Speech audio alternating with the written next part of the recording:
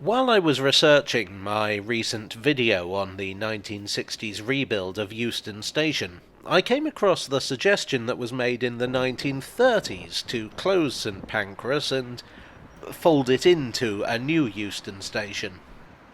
Actually, I did talk about that briefly in the video, and after making the video, I decided to keep going down that particular rabbit hole, and I discovered yet another bonkers plan to completely rearrange the railways of London. I found this in a 1943 issue of Railway magazine. The funny thing is that not only does it tie into the video on Euston, it ties into a few of my other videos as well.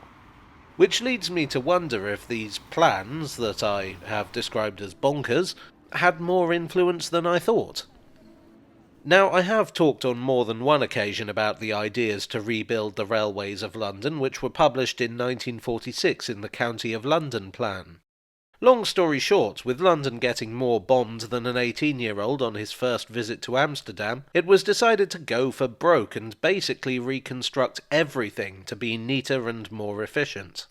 None of this happened because the other thing about London getting heavily bombed was that it also meant that there was no money, and by the time there was money, all the ideas had been reconsidered anyway. This 1943 version is a little less radical, but still a bit crazy, like an elderly backbench politician. So, for background, London has a lot of railways because in the mid-19th century there were a lot of railway companies, and most of them wanted access to London. Consequently, at the time of the Second World War, London had a lot of termini, and many of them were close together. Broad Street and Liverpool Street were next door to each other, and it was a short walk between Euston, St Pancras and King's Cross. Arguably, many of these termini weren't really necessary, but there was no way that most of these companies were going to share. In 1923, the railways were grouped into four: the Great Western Railway, which covered Wales and the West Country, the Southern, which covered the south of England, the London and North Eastern, which was the eastern side of Britain not covered by the Southern, and the London, Midland and Scottish, which was the western side of Britain not covered by the Southern or the Great Western. Now, there were so many exceptions to the concept that basically none of what I just said was 100% accurate, but, broad strokes for the purposes of this video. During the Second World War, the Railway Executive Committee took charge to coordinate things. This meant that trains could be run more efficiently and effectively without having to negotiate between companies. It was a great time if you were a train spotter, because basically any locomotive could end up anywhere as required for war service. It wasn't really a great time for anyone else, but you know. The people were introduced to a new phrase: British Railways, an umbrella title for, well, all the railways of Britain. The title would be readopted in 1948 when the whole thing was nationalised, but that was a few years off.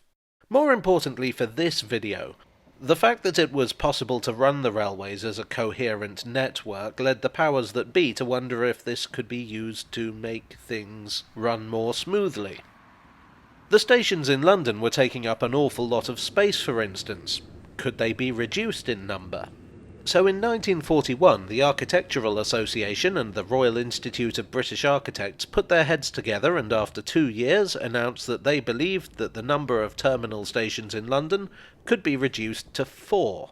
A northern, a southern, an eastern and a western. The concept of the northern terminus was not a million miles from what I talked about at the beginning of the video. It would have combined Euston and St Pancras, but also King's Cross.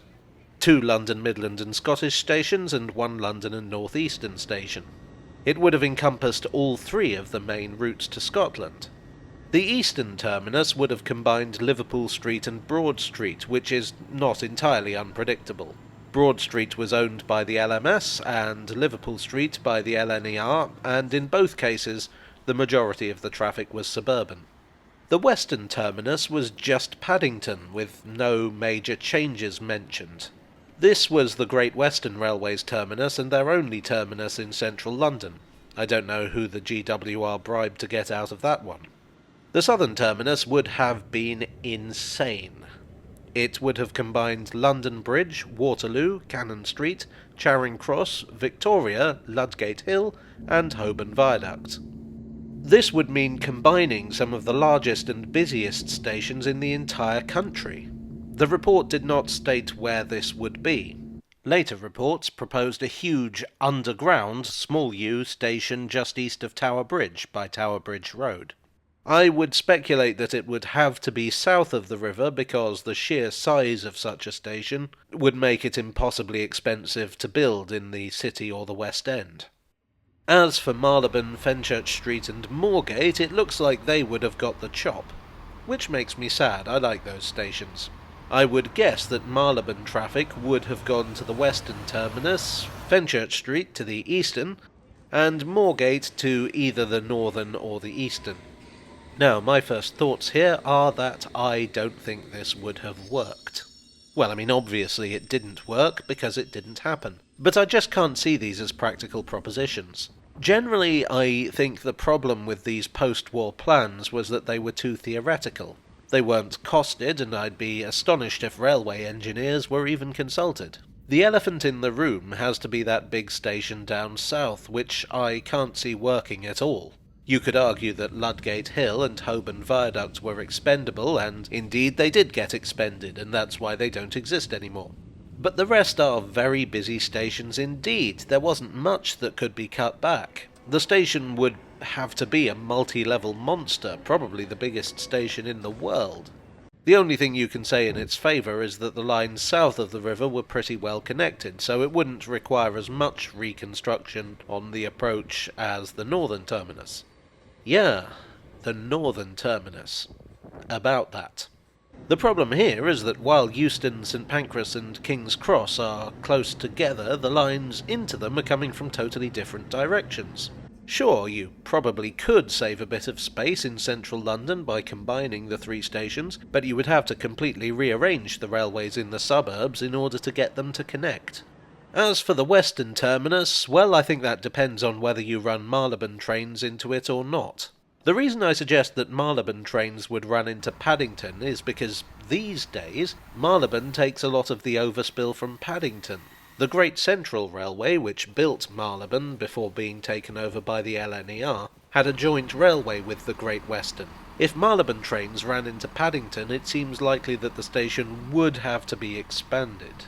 The eastern terminus is probably the least controversial, and the reason I say this is that in the 1970s, long after the rest of the reconstruction plans had been abandoned, it was once again floated that the stations should be combined. In fact, they eventually would be. Broad Street had originally been built by the North London Railway, which was a suburban railway that had gone into decline with the arrival of underground and tram services. By the 1980s, there were very few trains terminating there, so much so that in 1986 it was closed down, and the few trains that did call there were diverted to Liverpool Street. It is possible that back in the 1940s it was assumed that other stations would go the way of Broad Street. I've seen plenty of gloomy predictions from the 50s and 60s that St Pancras and Marylebone would go, for instance. Something I wonder is what would have happened about ownership. Both the northern and eastern termini combine railways owned by two different companies. Was the assumption that the railways would remain under state control after the war? Or did the architects not consider the administrative issues? I kind of suspect, given some of the problems already discussed, that it was the latter. Call me a cynic if you like. Something that we can say now, with the benefit of over 80 years of hindsight, is that this entire pruning concept rested on an assumption that turned out to be wrong. Namely, that the numbers of people using trains into London would decline, which, to be fair, initially they did. And as predicted, car ownership did rise. But the sheer density of London's commercial districts meant that relying on the roads was unsustainable. People got sick of traffic jams and returned to the rails. The number of people taking the train into London just keeps rising. Had the railway executive, or whoever would have been in charge, somehow got around all the practical difficulties of building these stations, they would very quickly have proven inadequate and been overwhelmed. We would now be lamenting the fact that some idiot decided to shut down all the old stations. Well, I do hope you enjoyed today's video. If so, a like would be much appreciated, as would subscribing if you enjoy what I do. I would like to thank my donors on Ko-fi and Patreon and here on YouTube for your generous support. You are the rethinking to my station closure. And I will see you all again very soon. Cheerio.